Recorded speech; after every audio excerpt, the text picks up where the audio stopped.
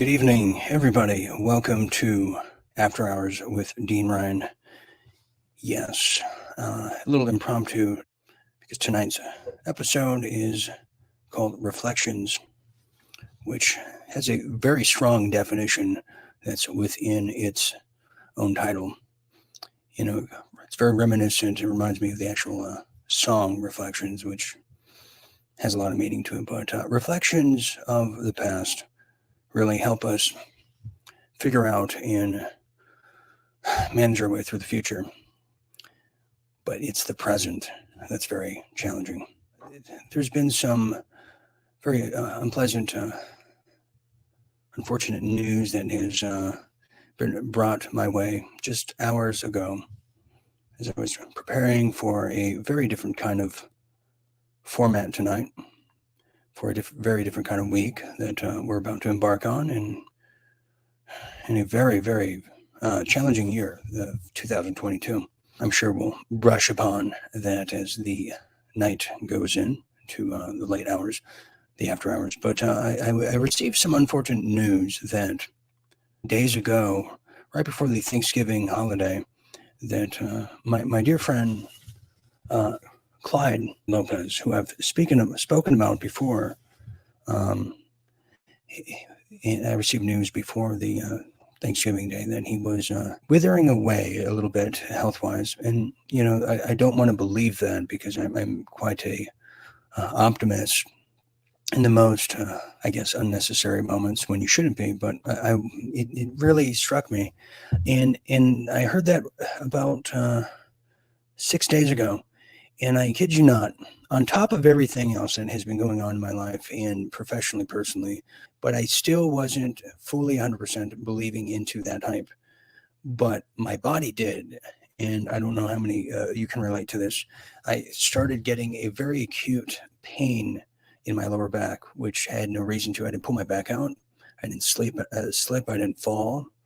And I said, "Oh, why am I in this pain, this stress, I suppose?" So fast forward past the American holiday of Thanksgiving, and I have just hours ago now, because I've been trying to get a hold of him. It's a very dear friend of mine who has been the surrogate father, or the father, so to speak, that I never had. So it hit me, and when he didn't reply to my Happy Thanksgiving text message, and I said, something's wrong. And I haven't felt this way since I lost or was about to lose my grandfather 4 years ago, roughly around this time, give or take a month. And I said, something's absolutely wrong. And he finally called me back today, and I said, oh, I'm so happy to hear. I dropped everything I was doing, and I picked up the phone, and I said, Clyde, oh my God, Clyde, I've been trying to reach you.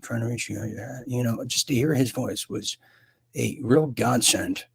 It was a real godsend to me through the darkness that I am just walking through. And some of you know, and maybe some of you don't know, but yeah, it is dark. I am in the darkness of it all. So we began talking, and I heard his withering voice, and I lost it, and I could not control my emotions.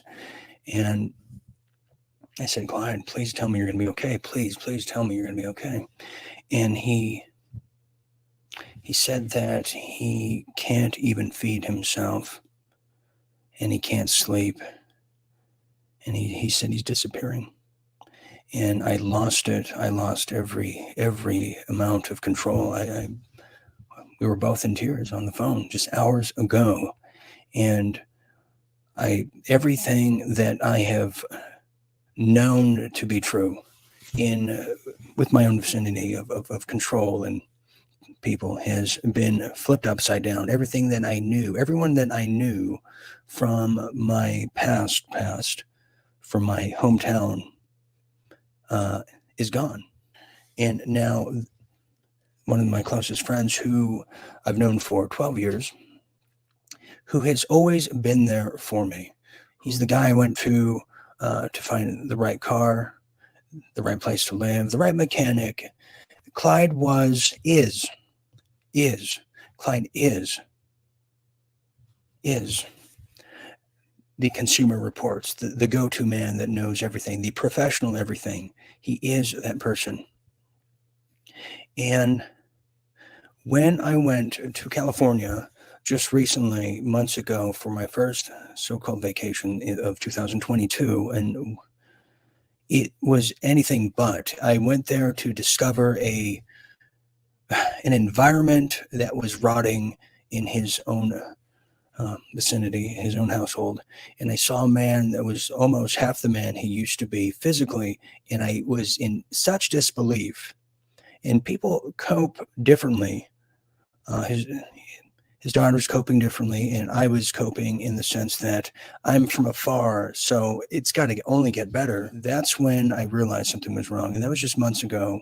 Fast forward to now, because it was months ago that the doctor diagnosed him with colon cancer, and they said to him that you would be lucky to get at least 3 months if you start the treatments now for chemotherapy, and he did not want to do that.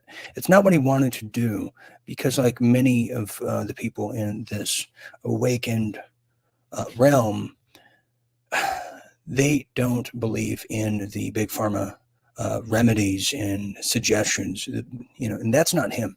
He's very, very, very much opposite of the authoritarian class, and such an admirable person who has brought so much joy to my life when I've been in the just lowest ends of in darkest places in my life throughout a decade. It was Clyde who was there for me.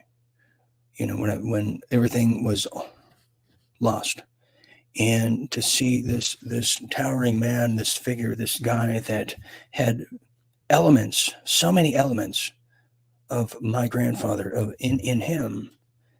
And I see the same thing, and as I say this, I see the same thing in people like Jim Fetzer, and I've never told them. When I see Jim, off air, there's elements of my grandfather in somebody like that. And when I have the opportunity to be around people like Clyde, like Jim, it's another moment and another opportunity for me to be with my grandfather again, to have that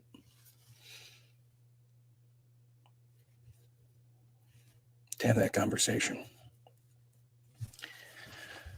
So hours ago, I got this. It was a terrible call. I mean, it was a call that shakes you to the core, because you're strong, you feel strong, and you want the other people to be strong, and it's hard. And I'm trying to remain a rock for him, like he's been for me. And on top of everything I'm going through right now, it is the extra added layer that nobody asked for here, because what I'm going through right now, you have to remain as sturdy as a brick outhouse. I mean, you got to be like true grit, because this is not for the faint of heart at all. I was on this phone call and everything, and there was something about today, particularly. There's something about today. There wasn't much sun at all. It was very overcast for no reason, and there was a very somber mood and vibe and aura around everything, and it felt very off. And then here we are, and then I hear this, and it just reminded me that I have the one relic of my past, if you will, is now disappearing, as he said, and it shook me so hard, and we shed some tears on the phone. And I don't handle these too well, so maybe speaking helps. But he started crying, and he's we both told each other, told him, said, "I love you, Clyde," and he said the same. And I begged him not to leave me, and the poor guy is he's so much pain. And he would watch everything I do. He just loved this. He loved this. He absolutely loved it. If you don't know, you might have seen him in some of the intros for the show World at War that I host at night. He's the gentleman in the car with me during this the song by the Smiths, and he was it really, that meant a lot to him, just to be part of this. And I'd never had a chance to really show my grandparents, if my parents, of what I do. And it's hard for them in that generation to understand, and they didn't have a chance to see this, but Clyde did, and he appreciates it. And I wanted him there with me, to be there, because he is a ball of life. This is a man who is known throughout Huntington Beach. He rides his bicycle around. He has a big old basket. He has a transistor radio playing the golden oldies. And he got a headband and American flag, and everybody knows him. He is he can make you smile on some of your roughest days, and there was a good vibe, and I looked up to that, and I said, how can I ever get to that place that he is? And I had so much admiration for him, and I wanted him to know, and I've had the opportunity to do that with this enterprise right here. And and we're so excited. I remember in 2016, we stayed up all night watching the election, and we were just so, besides ourselves with joy, and had the signs. It was a lot of fun for us. We had so many good moments, and I want there to be something that I can do to save his life. And because you have that feeling like you're losing so many things, so many people. And I'm in the middle of a crossfire hurricane on a locomotive train that has no brakes, and it's steering, and where I'm going, that is going to determine whether I live or die, whether I succeed or fail. And the pressures of that, sometimes you lose sight, and with the ambitious trails that you're on, of the most important things and the most important people that can never be replaced, replicated, but can only be cherished for that moment in time. And it just really reiterates that there seems to be an expiration date with situations and people, and it really is, it's eating me up. So anyways, I'm preparing to go home, and I'm going to see my friend and pray for a miracle. But I'm going to be as steady as a rock as I can be, and that's not it's easier said in a promise than actual other. And so many of you out there have been very understanding of, and I hate to share this, but I'm one of those transparent people, and maybe my sorrows and my temporary pain is somewhat of a solace for all of you out there who have lost loved ones, who have loved ones who are not in the best position health-wise, or who are dealing just with a very difficult time overall, that maybe me as your cursor gives you some kind of grace and satisfaction, knowing that I'm still remaining steadfast as much as I can. And I can't do that really without a lot of you out there. Maybe we're mere strangers in the textbook definition of it, but at this point in time, I don't feel that we are. And if we can't have the vulnerable conversation with each other, what's happening, then who can we have that with? Because, who can we trust is really, that should be the name of my autobiography. Who can we trust? But Clyde, I've always been able to trust. And he always trusted me. And it was a beautiful thing.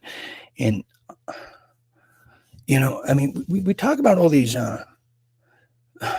cures, if you will, these new kind of movements, ideas, and industries on the horizon that are going to benefit the humankind. We do. We talk about it at accordingly. Now, granted, others talk about it at nauseam, at an appropriate speed limit or not at all. And that is the end point on the map of where you want to go in this treasure map that we found in a bottle on the side of the shore that is saying, go here to the promised land. Walk these steps and you can't get lost, and do everything right. Treat people with kindness, work hard, be innovative, be respectful, go to school, go to work, brush your teeth, wash, shine your shoes, take the trash out, and you should have a pretty decent, pretty respectful, and enduring life with moments of excitement. Well, to me, are we just sitting around like a little pet rock, counting the days till we're just, dust in the wind? I often wonder, so when are these things going to happen? And, this has been, I talked about enterprise earlier, and this has been one that has been rocked to the core for the good part of an entire 12-month happening for about a year now. I mean, it feels like we lost Tim McLeod, who was a big personality and a very sound and intelligent, knowledgeable mind. And we lost him to the very common disease known as cancer. I should rename it the very man-made silent killer called cancer. And we are now still talking about cancer in the 21st century, in a century that was promised to be the most innovative, flying cars, extremely technologically savvy and available of a century that would have cured such ailments as we speak of here within seconds. But we're not. Because we have gatekeepers, we have the institutionalized, deprogrammed, witchery medicine, the medicinas that are preventing us from truly living. And we're still talking about it. We're still practicing with the most archaic treatments. And this is so common that when people die now, the first thing in the first go-to question or realization, they say, well, was it cancer? In California, when you walk into a restaurant, an establishment, there's now a sign that says, beware of the risk of cancerous harming toxins within this establishment. Like, they actually have a sign in restaurants throughout California. So imagine that. And then imagine when you buy a pack of cigarettes, it says, may cause cancer. We're like, okay, we're okay with that.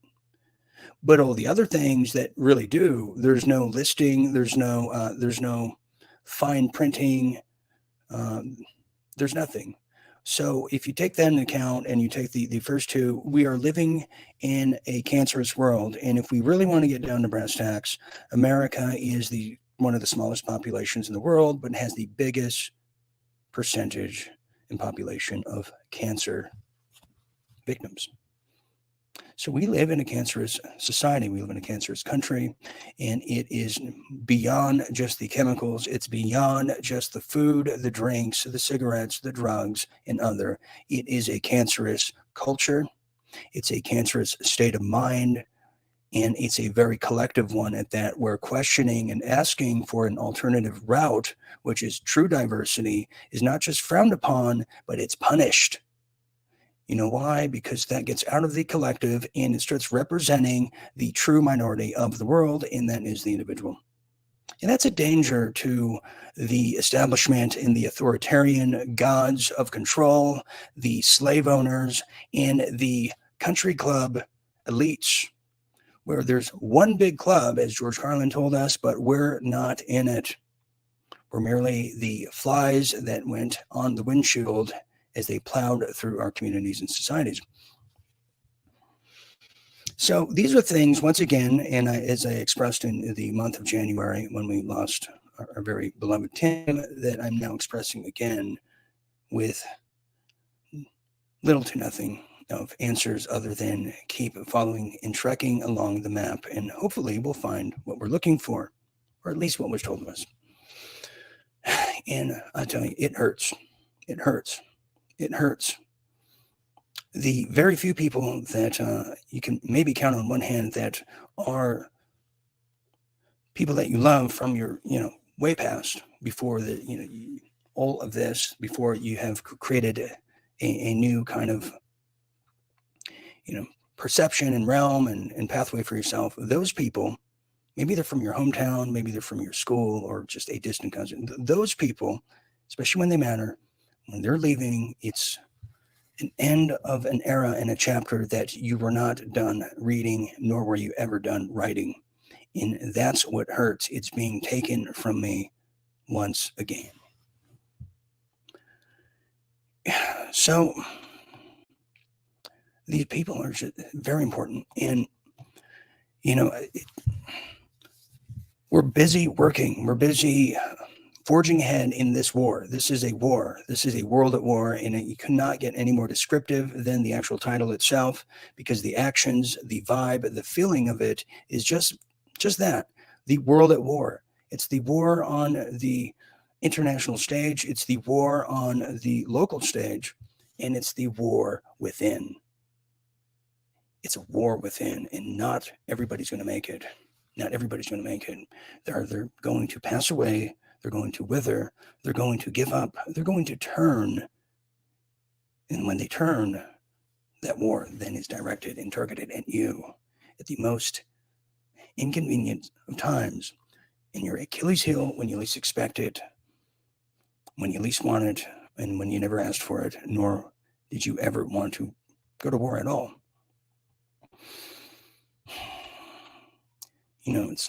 I can't imagine what it felt like when you were forced to do this in the Vietnam War, a war that is should be re-examined for this new generation, of what it felt like to be pushed into something that you never wanted to be in, but you thought, well, what else can I do? Just like my friend here. He had so much living, so much life, so much spirit, energy. We were going to do things. We wanted to do segments. I wanted him to come over here and stay with me and see how I do things, and just to brighten up his life and mine. And he didn't have that opportunity yet. It was going to be now. It was going to be now. Now was the time. And here we are again. It's just taken. And I'm trying to say why. I'm asking why. I'm stating why. And I'm screaming down the Grand Canyon, and I'm hearing echoes of myself that are just that, just echoes of myself. You can call them echo chambers, but you can call them just echoes of myself, which is another wonderful title if I ever did write that autobiography. I'm looking for answers to the questions I've asked, but to the questions I've yet to even address or share or express, because I am searching for the most incredible people of my past, and I'm searching for those qualities in others. And when I see them, and a lot of them are here tonight, actually, when I see them, I grab onto them, and I just endure every moment. And I'm very appreciative of it, because that's part of my past and part of the things that we all had growing up that just are very sentimental and very precious, and that I treasure and think about for the rest of my life. So now when I see the intro of the World at War show that we do here at Real Deal Media, there's another meaning to it now, because my closest friend, somebody who told me, he's like, I'm like the son he never had. He only has one daughter. And, and that's a great honor too. It's a great honor. Just when it's a very precious moment. And, but so, I'm human. That old phrase, I'm human. I have feelings. I have emotions too, even when I'm not supposed to publicly, but I do. And it's a hard time. And I'm not sure there's anything I can look or read or that's going to make me feel better, well, at least currently. But I don't know if life will ever be the same. I know it won't, actually. And that's where I get lost in my work. I get lost in my my craft, my creating, because when I do that, in some regard, it keeps me from thinking about the people I've lost in my personal life, the people that I've cherished and loved, and I never got a chance to say goodbye to some of them, and when I did, it was too soon to say goodbye. And I could dwell on that for days. I could dwell on it for hours and months, and some of it I still do. But when I catch myself doing it, I have to keep myself busy because I'm afraid of falling in an endless pit of sorrows, darkness, just roads and bridges to nowhere. And it's a scary thought, because if I did, there would be a lot that would collapse around me and behind me.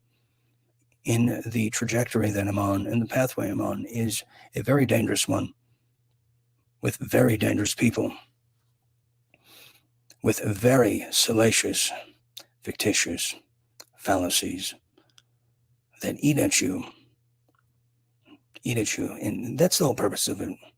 It's like a slow poison that just crawls through the DNA and the pores of your being, and it's supposed to poison you and make you fall into your own footprint. And it's a very dangerous proposition. And when I see my friend dying, and when I see the treacherous road ahead of what I have to deal with, it is a very defeating kind of feeling that if you're not here, then it's hard to explain. It's ever hard to relate to, but it's a very, very tightrope, and a dangerous one at that. But it's something I signed up for long ago, unbeknownst to myself, and it has afforded me to meet some of the most incredible people I've ever met in my life. And I've been in some really amazing places, red carpets, and it means nothing to me, the prestige. It means nothing to me of the title and the bling and the popularity if the character is equivalent to the sum zero. Because when the character is zero, then everything else that stems from the character of zero is, to me, null and void, and nothing but window dressing and icing on a cake that has no flour or nothing within, which we just call it shaving cream. But when the character is beyond expectations, beyond the sum of zero, and has plenty of growth and beautiful plantations and a garden that grows from it, it's inspiring, it's life-saving, it's something that's infectious. You want to be around those people because it sheds sunlight on you, and you want to grow as well. And that's somebody who is my dear friend Clyde. And it is, and at the same time, we're creature of habits. We're creature of routines that we're used to. When you see something on television, or you're perusing through the internet, and you see something funny, or you see a meme, you're like, oh, I got to send this. I got to send this to my dear friend Clyde, or I got to send this to whoever it is. You have the go-tos, right? You have the go-tos of you got to check this out, because ultimately what we're saying, maybe subconsciously, but not through the actual sales pitch itself, we're ultimately saying, I want you to experience this portion of my life with me, so we can have this bond together, because we're very bonding people. So we can share this bond and always have it and put it in our scrapbook. And I have a lot of those moments. And I have a lot of those moments to go. I wanted to share with all of you, and vice versa, I'm sure. But I wanted to share them with my dear friend. And that opportunity now has been prohibited by the powers that be, by this weird moment in time that we're living through. As weird as I'm sure it was growing up in the medieval times and the times of the Aztecs, where you had to give up your firstborn. They sacrifice it down a Aztec tunnel, castle, altar. Same thing with the medieval time. There's something about the humanity in mankind doesn't always seem to correct itself when you're around, when your energy, and they tap you on the back and they say, okay, you're going in there. We're going to send you in through the vehicle of the zygote, and you're going to go in there, you're going to blossom, and you're going to experience this great moment in history. And nobody tells you at that time, if we could try to remember back then when we're just tadpoles, well, can we go in a time when there's absolutely, options that benefit us of humans and it gives us a chance of prosperity, happiness, and growth? Can we be in that time, that moment of time? They're like, well, we'll see what we can do. It's kind of like signing up for the military. I remember that I said to a recruiter once, I said that I would love to be in the Navy band, because that's one of the options. You can be in part of the musical forces, and they have it listed there, and it says like, oh, you could be the bass player in the Navy. And I'm like, perfect. I'm going to try an audition for the Navy band. I love it.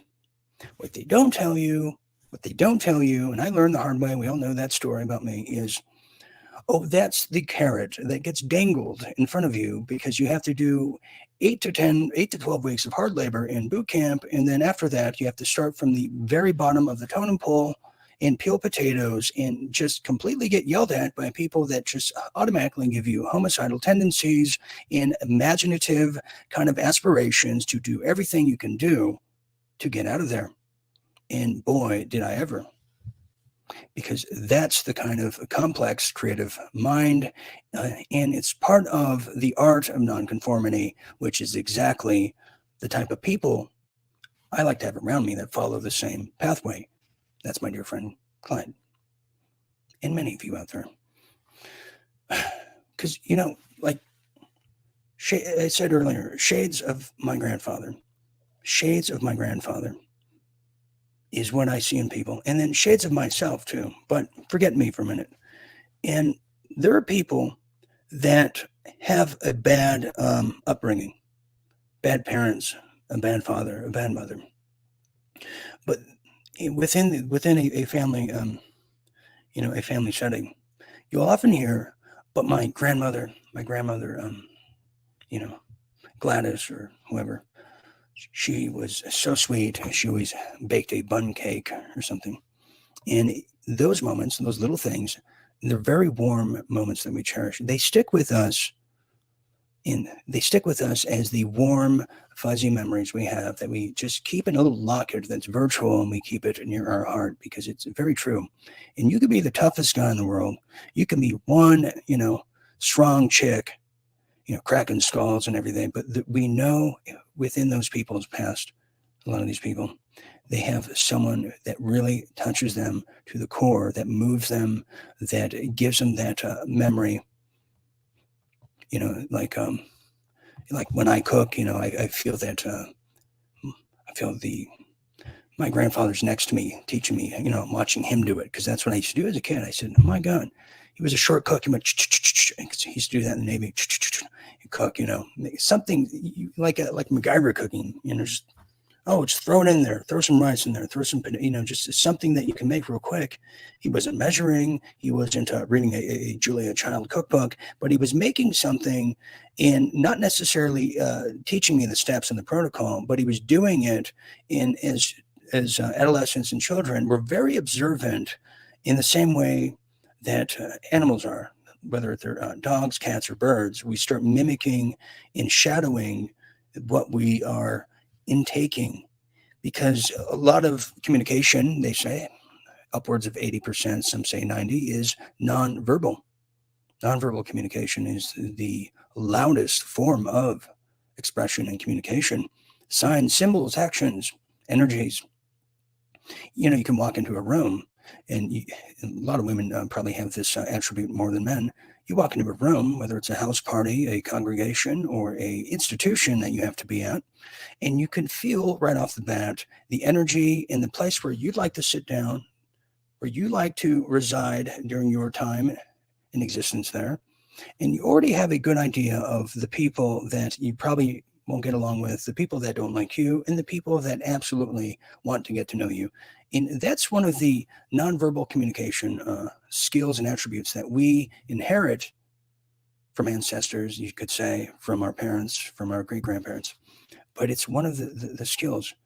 And so when you meet people, or you have people in your life, in my case, my dear friend Clyde, that has that aura that is so inviting, it's almost like you want to watch him on his own sitcom show, and you also want to embrace it. And then you want to give that kind of vibration, that energy, to make someone smile like he did and does. You want to use that in your own world. And, there's a saying, if you can make somebody smile, you can make somebody laugh. You can give them a small vacation from the problems. And it's a true statement if you think about it. It really is. It's a true statement. And that is definitely him. Is definitely him. And these are just the things that, that are going through my head like a slideshow. I'm reflecting on the distant past. I'm reflecting on the not so distant past. And then I'm reflecting on what just happened, like now. And I'm reflecting on it because I'm thinking, how do I go forward? How do I go forward? Where do I find the will to go forward? Where do I find the strength, the inspiration? Where do I find the motivation? And it's a form of being in limbo and not knowing. And not knowing is not fun. Not knowing can be frightening, but also when you don't have the control of what's being taken from you, it's a very frightening proposition, defeating, as I once earlier expressed, and disappointing. And I know that sometimes maybe people will look up to you in some sort of for solace and kind of guidance. And if I don't have a certain amount of that type of bravado, then I would have failed my mission. Then why should others? And I say that because I was in a spot where I was doing the same, looking up to others. And I don't want to fail. I don't want to fail myself. I don't want to fail people out there. And I don't want to fail, honestly, I don't want to fail my grandparents that I just lost them not too long ago. And it affects me, and it comes out in my verbiage, in my thesis, and in my actions, my thoughts, because what is so traumatic in your life that you think is behind you, past you, it's around you, and it comes out in the most just inopportune times, things that are not necessarily verbal, as we said, and it comes out in actions, feelings, songs when I hear it. And I know I'm going to have a hard time listening to the golden oldies, the yesterday's favorites. But it is affecting us. It's like we have in the same regards that military men have the badges, the Purple Hearts, and all the medals. We carry our scars, our PTSD, our memories, our hurt. People carry them. And some people never get past it in the sense that it stunts them for the rest of their life. They've been betrayed, therefore they will never trust. They will always scoff at. They will always have a very skewed eye at others going forward. Men who've been maybe had a bad home life with the mother, or will always hate women, and therefore women have to pay.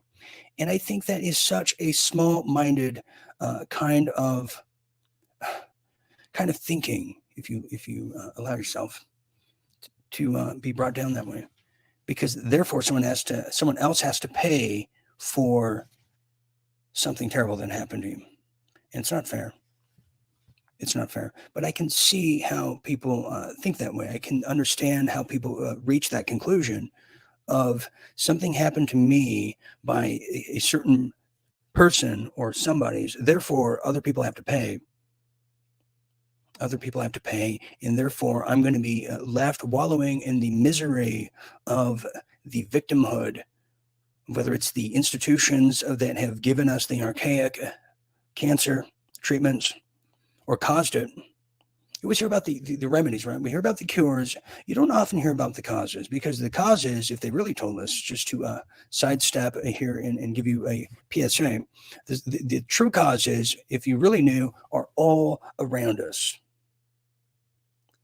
Probably if you touched your wall and you went like that, it would just be leaking with cancer, probably due to the paint because it has lead in it.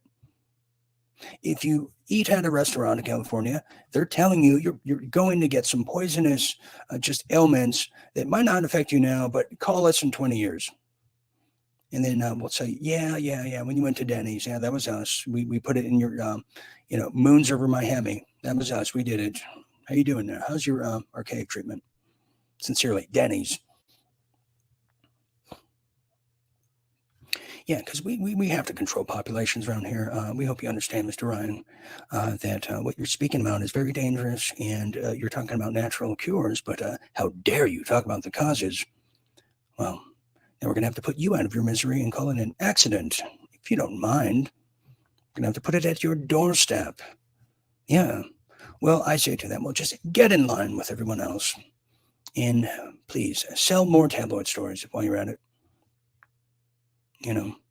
So kind of to round it all up here, as I am getting to the conclusions of it all here, which is not really a conclusion, but a kind of a rest area in my journey.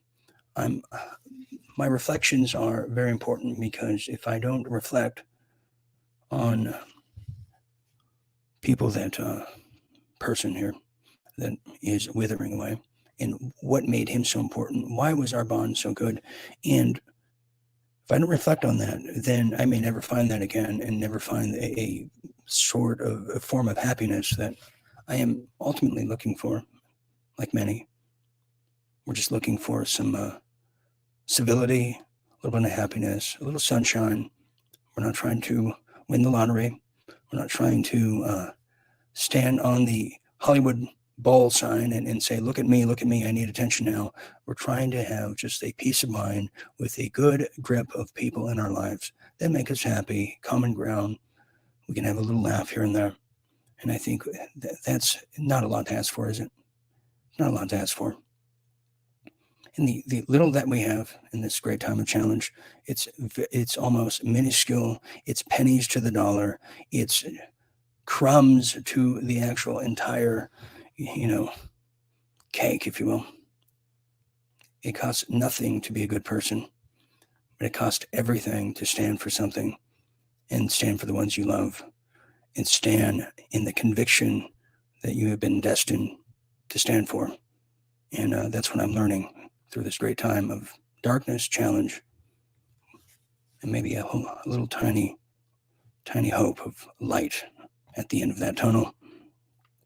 So in closing, I wanted to share these inner thoughts with you, and maybe they'll add some diversity in your thinking and maybe what you're going through, because what you're going through is a lot of people are going through it as well, and we all handle it, cope with it, express it, share it, display it very differently.